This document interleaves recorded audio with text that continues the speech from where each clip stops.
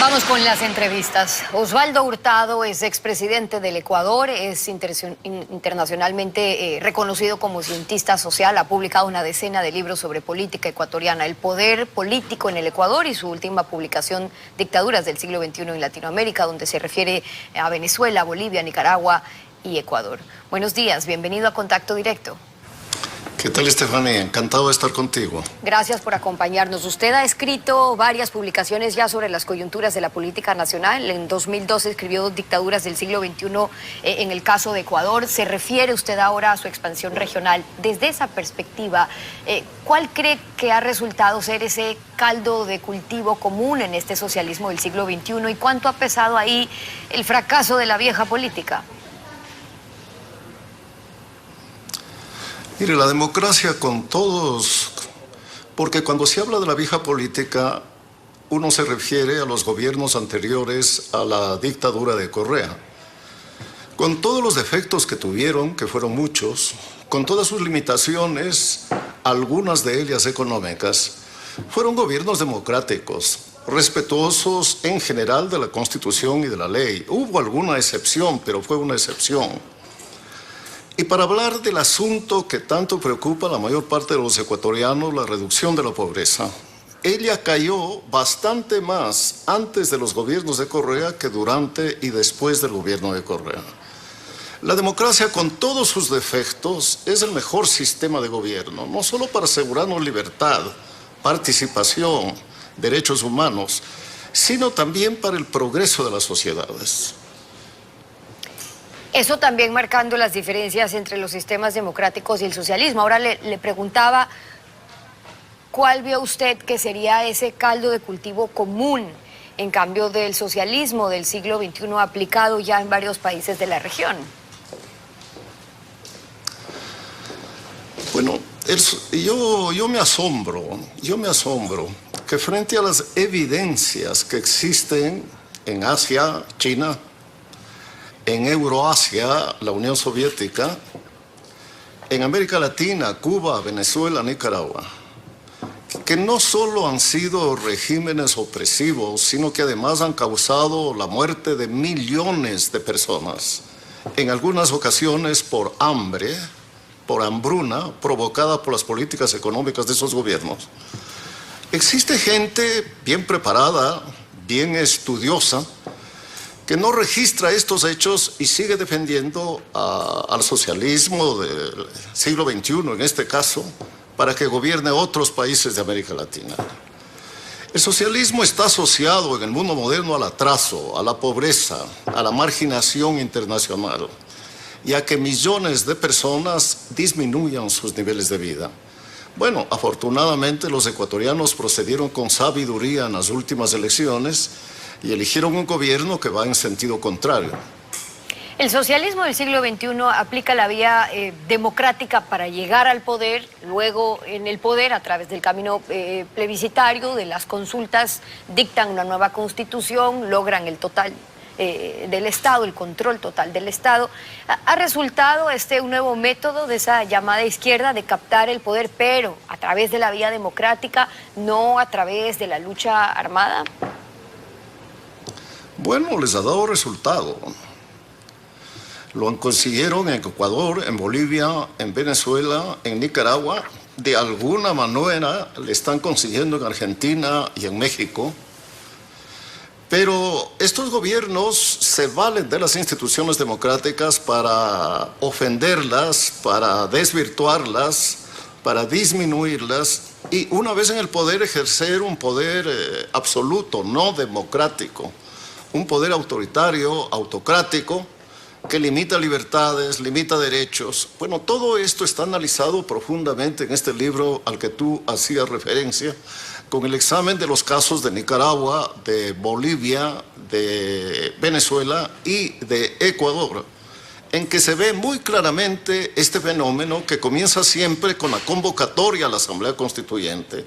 Y desafortunadamente, con el voto de los ciudadanos mayoritarios, para que se rompa el orden constitucional y esa Asamblea Constituyente sirva para darle al dictador en ciernes poderes absolutos, como sucedió aquí y en los otros países que acabo de mencionar. Y cuando se habla del socialismo, su comparación, o del socialismo del siglo XXI, su comparación con el comunismo, sobre esto Fidel Castro, una figura icónica del comunismo en América Latina, contestó lo siguiente en algún momento. Escuchemos. ¿El socialismo para usted ahora, siglo XXI? Para mí, el comunismo, el que el propio Marx definió como comunista, como el comunismo. ¿Así ha resultado en la práctica o en qué se diferenció? Bueno, Cuba era uno de los países más adelantados de América Latina a mediados del siglo XX. Después de Argentina, figuraba como un importante país relativamente desarrollado. El régimen cubano ha asumido a la isla en una sociedad pobre y atrasada. Si en este momento hubiera la posibilidad de que los Estados Unidos reciba a los cubanos y el régimen del castrismo les permita salir de la isla, tenga usted la seguridad de que se produciría un éxodo parecido al de Venezuela. Millones de cubanos intentando llegar a los Estados Unidos. Nadie abandona un país cuando está bien, ¿no? Cuando se alimenta, cuando puede comprar ropa, cuando puede viajar, cuando puede educar a los hijos, cuando puede curar a la salud. Nadie se va. Los ecuatorianos se fueron del Ecuador a fines del siglo XX por una grave crisis económica y social, pero apenas decenas de miles, quizá un centenar. Pero de Cuba, pues, ha emigrado casi toda la inteligencia de ese país, casi todos los hombres emprendedores, y hoy es una isla absolutamente atrasada y pobre, ¿no? Incluso las mismas autoridades de Cuba han reconocido eso y hoy están empeñados en establecer un régimen liberal, en privatizar empresas, en reconocer el mercado, en permitir que los precios de los bienes se ajusten de acuerdo a la demanda y a la oferta. Bueno, después de más de medio siglo, descubre el régimen cubano, comunista cubano, que hay que ir por el capitalismo, ¿no? Que fue lo que hizo China luego de provocar la muerte de millones de habitantes de ese país. Ahora, la vía democrática escogida por el socialismo del siglo XXI, ¿hasta qué punto ha resultado ser una estrategia populista? Para que estas ofertas sean exitosas, ¿es necesario un auge económico? ¿Qué pasa cuando no hay? Porque otro elemento común en esas dictaduras civiles plebiscitarias, como resultarían ser, ha sido que después de estar en el poder, por lo menos 2 periodos, pierden las elecciones cuando viene una crisis económica, pero luego el efecto del péndulo también se aplica ahí. En las crisis los pueblos se acuerdan de esas dádivas en épocas de auge, desean el regreso también de esas dictaduras. Argentina fue uno de los países más ricos y adelantados del mundo en el primer tercio del siglo XX. Vino el populismo peronista y liquidó la economía argentina. Y ha convertido a ese país, ¿no?, tan avanzado, tan culto, con tantos recursos económicos y tan progresista a su época, lo han convertido en un país atrasado. Hoy Argentina tiene 40% de pobres, 10% más que el Ecuador, con un gobierno semisocialista. Lo mismo pasó por Cuba. Cuba era un país rico y de esa riqueza vivió la Revolución Cubana durante mucho tiempo y, como acabo de decir hace un minuto, pues hoy están buscando establecer una economía liberal. ¿Qué es lo que ha hecho China? China es un país económicamente capitalista. Pero bien, acá en el Ecuador, mientras el petróleo valió $100, el gobierno de Correa era pues un éxito, entre comillas, porque tanto dinero le permitía repartir a manos llenas a cuánto ecuatoriano tenía una necesidad. Pero desde el año 2014 eso cambió y terminó el gobierno con una serie de restricciones económicas. Por eso reiteraría yo mi admiración por la sabiduría del pueblo ecuatoriano, que ni siquiera cayó en la trampa de recibir $1.000, 1 millón de ecuatorianos para darle el voto al candidato de Correa, ¿no? Y que votó por un programa de gobierno que es el que ha asegurado el progreso de todas las naciones del mundo. Pero situados ahí, Estados Unidos, en ese contexto, doctor, actualmente en América, este socialismo del siglo XXI, después de ser rechazado por el pueblo en varios países, ha vuelto triunfante en las urnas. Usted se refería al caso de Argentina, hablábamos de Bolivia, de Venezuela, próximamente tal vez en Brasil, y resulta ser Ecuador hoy por hoy una excepción. El Ecuador tiene un nuevo presidente electo de centro, de derecha, pero si este gobierno fracasa en Ecuador o con la aplicación de medidas neoliberales que fueron rechazadas a comienzos de siglo, ¿hay el riesgo de que pueda volver el socialismo al poder como ocurrió en Argentina?